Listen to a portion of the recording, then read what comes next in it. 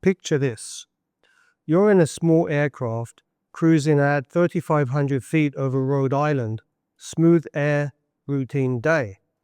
Then something shows up just off your right wingtip. Not a flock of birds, not a drone with obvious props, not a balloon dragging a string. The pilot's voice goes tight, confused, professional, serious. And he says the words you never want to say on an open frequency. It appears to be standing still, right off our wingtip, small silver canister. Do you know what that could be? And the response from air traffic control? Creepy. Good luck with the aliens. That contrast is the entire story.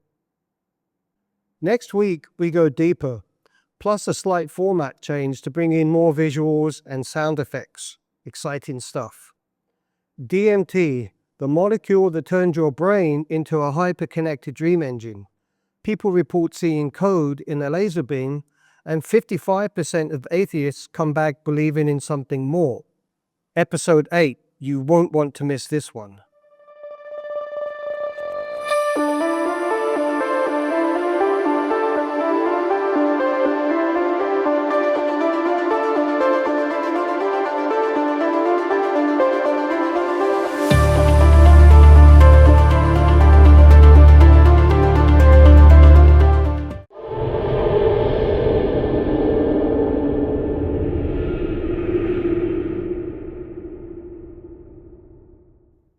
Welcome back to Lightseed Radio.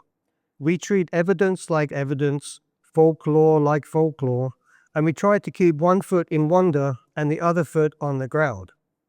Tonight's episode, the Rhode Island silver canister incident, an audio clip that popped up on VAS Aviation, went viral across mainstream news and is perfect for what we do here. We're breaking this down into 3 passes. 1, what was reported. 2, why the tone gap matters, and 3, what it might have been without turning our brains off. Let's go. Here's the setup. A pilot in a Piper PA-32RT, that's a Turbo Lance 2, single engine, 6 seats, and a lot to say, so you're welcome. He's flying near Providence, Rhode Island, and he reports seeing a small silver canister close, right off the wingtip.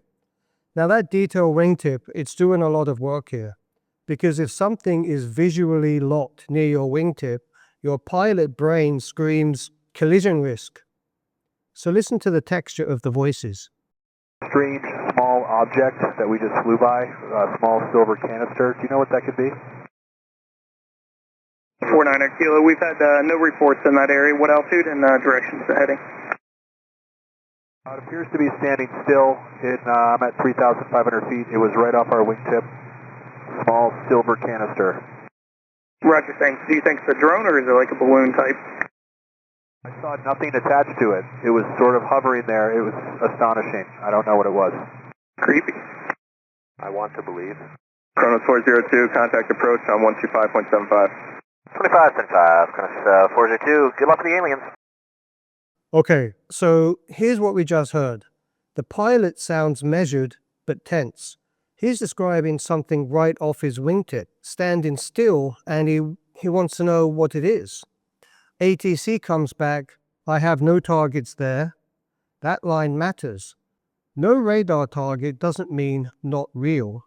It can mean too small, poor reflectivity, not in the right coverage zone, or the system just hasn't correlated it yet.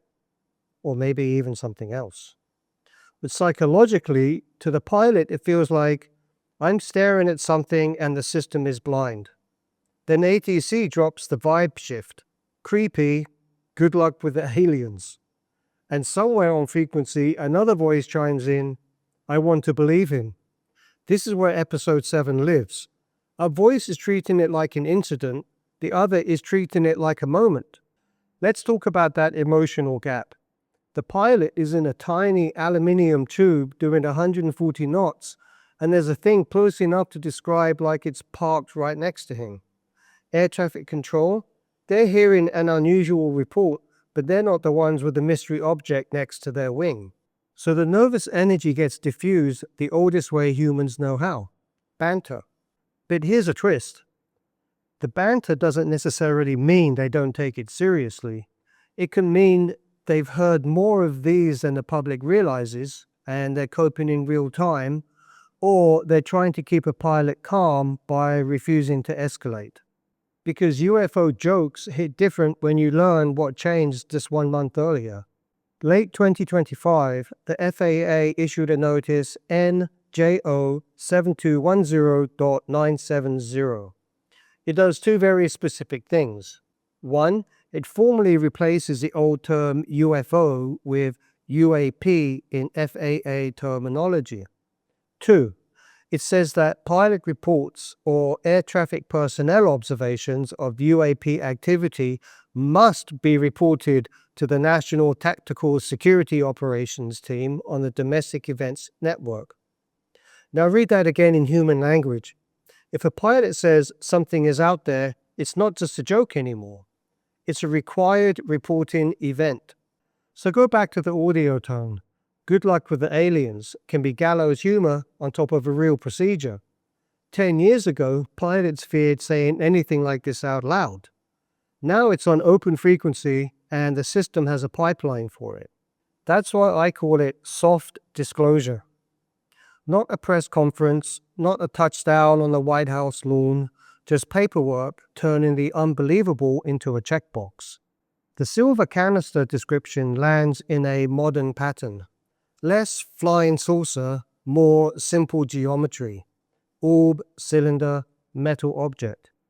You've probably heard of the Mosul orb, a metallic sphere captured over Iraq. It became widely reported after official releases and media coverage. And the US government's UAP office, AARO, has been increasingly blunt about something else. A large chunk of weird objects resolve into balloons and other lighter-than-air explanations when the data is sufficient. So we hold two ideas at the same time. The shape pattern is consistent across many reports, and the most common resolution, when resolution happens, is often mundane. That tension, that's the entire field. Let's do the grounded possibilities, because you don't get to yell aliens until you've exhausted birthday party. Possibility 1. A small balloon, mylar object. A silver balloon, especially a tubular or reflective one, can look exactly like a canister at the right angle. It can also appear stationary if your motion relative to it is low, or if you're crossing its drift path at just the right moment. Possibility 2. Parallax and the wingtip illusion. Parallax is a demon that lives in pilot reports. If the background is low contrast, cloud layers, haze, ocean, you lose your sense of relative motion. A drifting object can lock to a reference point in your vision for a few seconds. Possibility 3. No radar target doesn't mean nothing. Small objects often don't paint well, especially if they're not giving you a nice reflective return. And the radar picture you're thinking of for movies, that's not what every controller sees in every situation. So yes, this could be ordinary, but here's what keeps it interesting. The pilot explicitly rules out the obvious in the moment. Drone, balloon, tether, because of proximity and what he could visually assess. That doesn't prove it's extraordinary, it just keeps the case open. My favorite part of this story isn't the object. It's a social moment. A pilot says, "I have something near my wing," and the world answers with a joke. Not because we're stupid, because we're human. Because if we take it seriously, we have to ask the next question. How often does this happen? And how many times do we laugh while we fill out the report? So I'm not telling you don't enjoy it. I'm telling you enjoy the mystery, but demand the proof. Next time on Lightseed Radio, The Code of Reality. Over 1,000 people, same setup, same symbols. Is it proof we live in a simulation, or is it something stranger? Episode 8, The DMT Deep Dive.